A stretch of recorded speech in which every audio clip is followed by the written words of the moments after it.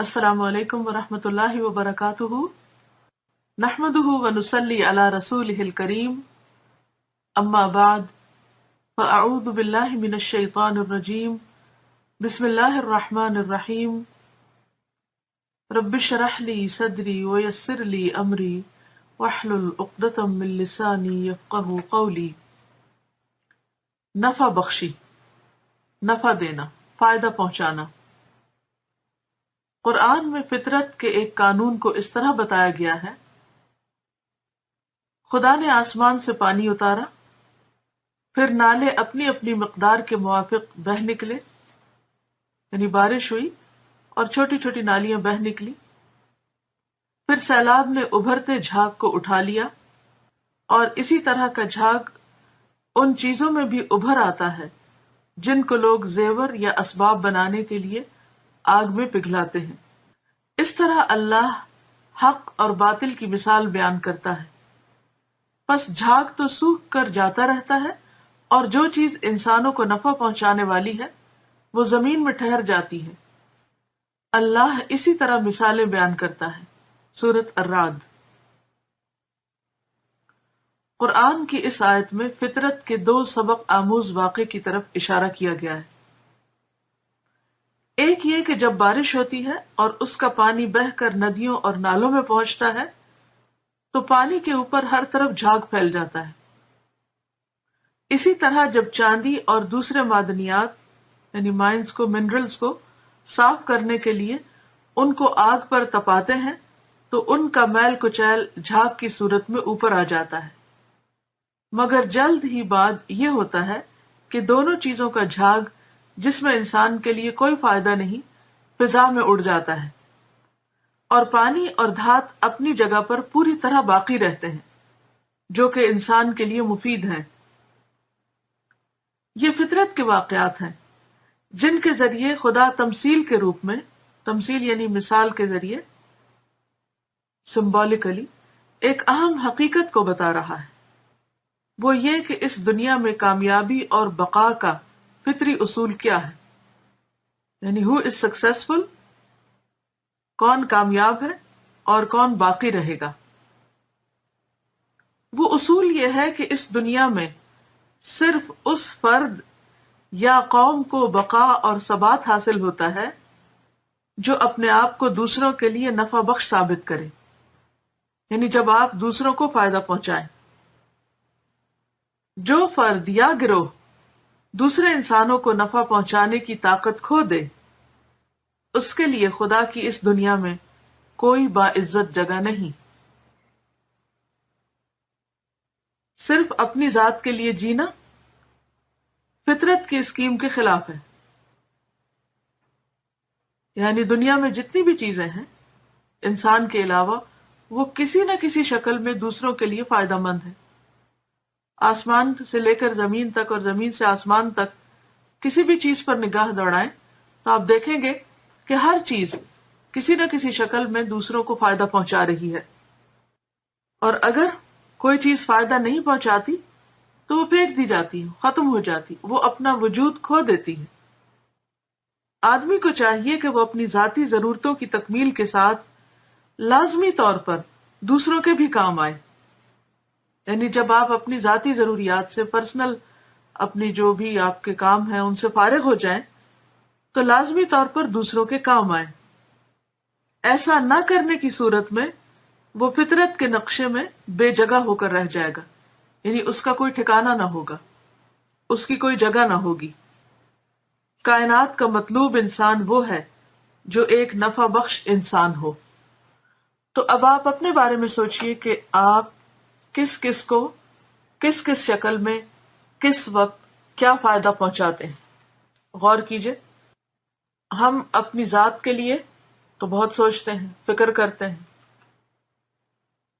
और अपनी जरूरियात के पूरे करने के लिए कोशां भी रहते हैं और हिर्स भी रखते हैं और भाग दौड़ भी करते हैं, और अगर उनमें कोई कमी बेशी हो तो हम उस पर परेशान भी होते हैं। लेकिन अपने अलावा अपने बच्चों, अपने खानदान, अपने रिश्तेदारों और अपनों से बाहर निकलकर हम दूसरों के लिए کس طرح کام آتے ہیں، ہمیں اس کے بارے میں سوچنے کی ضرورت ہے، کیونکہ اس دنیا میں کوئی شخص بھی ایسا نہیں ہو سکتا کہ جو یہ کہے کہ چونکہ میرا اپنا کوئی کام نہیں اس لیے میں دوسروں کے کام آتا ہوں. ہر شخص اپنی ذاتی زندگی میں کسی نہ کسی شکل میں مصروف ہے، لیکن اسی مصروفیت کے اندر انسان کو دوسروں کے لیے وقت نکالنا ہوگا. تو آپ ذرا سوچئے کہ آپ کس کس شکل میں، کس طرح، کہاں کہاں دوسروں کے کام آتے ہیں، یا دوسروں کے کام آنے کی کیا شکلیں ہو سکتی ہیں.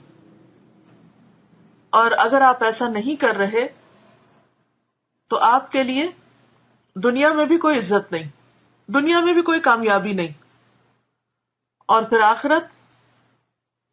آخرت میں تو دیکھا ہی یہ جائے گا کہ انسان دنیا میں کر کے کیا آیا ہے. تو چلیے آپ لکھیے کہ ہم دوسروں کے کس کس طرح کام آ سکتے ہیں. Assalamu alaikum. I was thinking about the example of a wristwatch or any kitchen appliances one may have. When it stops working, you take it to the repair shop, and then even if still it doesn't work, you don't keep it with you. I mean, you won't wear a watch who doesn't work. You would throw it away. So likewise, when a person stops benefiting others, they become something useless and unimportant in the world. And they lose their value and they can't exist as much. I just remembered with the success topic that in the society that we live in, we think success is to benefit ourselves. For example, to get a good job, to make our living, for example, get married, to different things that are basically success in our level, benefiting ourselves. But we see that true success is that we benefit others and not just ourselves. ہم میں سے ہر ایک کو اپنے اپنے level پر دیکھنا ہوگا کہ ہم کس طرح دوسروں کے کام آ سکتے ہیں، کہاں کہاں کام آ سکتے ہیں. اس میں ایک تو اپنی زندگی کا اصول بنا لیجئے کہ نیکی کا جو بھی موقع جہاں بھی جس شکل میں بھی نظر آئے اس سے فائدہ اٹھائیں. یعنی یہ انتظار نہ کریں کہ اچھا میرا تو دوسروں کو فائدہ پہنچانے کا یہ اور یہ گول ہے اور میں اس کے لیے کام کر رہا ہوں، لہٰذا باقی چھوٹے موٹے کام تو میری نظر میں جچتے ہی نہیں اور یہ پھر کوئی اور کر لے گا. نہیں، آپ راہ چلتے ہوئے کسی بھی طرح کسی کے بھی کچھ کام آ سکے، کسی کو کسی طرح کی بھی مدد دے سکے، ان سب چیزوں کے لیے اپنے آنکھیں کھولیے، اپنے کان کھلے رکھیے، اپنی نگاہوں سے دیکھیے کہ کہاں کون سا موقع ہے. تو ہمیں نیکی کے مواقع کی تلاش میں رہنا ہے. مواقع، اپرچونٹیز ہر طرف موجود ہیں، لیکن ہم ان سے کتنا فائدہ اٹھاتے ہیں. تو اب آپ نے یہ جو لکھا ہے، سب لوگ ایک دوسرے کے لکھے ہوئے مشورے کو پڑھ لیں اور آپ دیکھیں کہ آپ کس کس طرح دوسروں کو فائدہ پہنچا سکتے ہیں. لیکن دوسروں کے مشورے تو آپ ایک سرسری نظر سے پڑھ ہی لیں گے، لیکن حقیقت یہ ہے کہ ہم سب کو اس بات پر غور و فکر کرنے کی ضرورت ہے کہ میرے پاس کون سا چانس ہے، میں کیا کر سکتا ہوں. اگر آپ کسی کے کام نہیں آ سکتے اور خود غرض بن کر جی رہے ہیں تو زیادہ دن تک آپ خوش نہیں رہ سکیں گے. یہ آج صبح ہی مجھے کسی نے ایک میگزین لا کر دیا ہے اور اس میں ایک بچے کی سٹوری ہے جس بچے نے ملینز آف ڈالرز اکٹھے کیے ہیں اتنی ینگ ایج میں. تو میں اسویہ سے کہتی ہوں کہ آپ کو اس کے بارے میں تھوڑا سا بتائیں. There's a 12-year-old boy by the name of Bilal Rajan, and he, from a very young age, since he was 4 years old, his father used to read the newspaper to him. He wanted to encourage the child to be able to read on his own, so he would read the newspaper to him, setting a good example. And he would read news such as what's happening around the world, different disasters, natural disasters, earthquakes, tsunamis, and so on. So at age of 4, when his father was reading a similar news, at the end, Bilal said to his father, you know what, I want to help these people. And the father said, what are you going to do? When he was eating oranges at that time, he said, I'm going to sell these oranges and I'm going to make money from that. And the father just smiled at him, just not discouraging him, said, okay, fine, let's try this. And since the age of 4 till now, he's 12 years old. He has raised millions of dollars for multiple relief funds.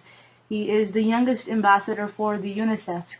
And we see this boy has helped Muslims and non-Muslims alike. In fact, he has traveled all of Canada, one state after the other, giving speeches, writing emails, speaking to big companies and corporates to donate funds and so on. And we see this boy has, alhamdulillah, a lot of potential now. And he is someone who would go far in himself and establishing himself and helping others. In contrast, people who just sit on the sofa, watch TV and complain, how far do they go? And what real benefit do they bring to themselves or the world? اگر ایک 12 سال کا بچہ اتنا کام کر سکتا ہے تو میرا خیال ہے ہم سب بھی کچھ نہ کچھ تو کر ہی سکتے ہیں. ضرورت اس بات کی ہے کہ ہمارے دل سے کچھ کرنے کی کتنی خواہش اٹھتی، کیونکہ جب تک آپ کا ارادہ نہ ہو، آپ نیت نہ کریں، آپ کے اندر تڑپ نہ ہو، تو محض تمنا سے اور خواہشات سے، وشفل تھنکنگ سے کچھ نہیں بنتا. تو آئیے دعا بھی کرتے ہیں اور غور و فکر بھی کرتے ہیں اور چھوٹے چھوٹے سٹیپ اٹھاتے ہیں، چھوٹے چھوٹے کام سے شروع کرتے ہیں تو ایک دن انشاءاللہ بڑے کام بھی ہو سکیں گے. تو اللہ تعالی ہم سب کو عمل کی توفیق دے، جو کچھ بھی ہم کہیں اور جو کچھ بھی پڑھیں. السلام علیکم ورحمۃ اللہ وبرکاتہ.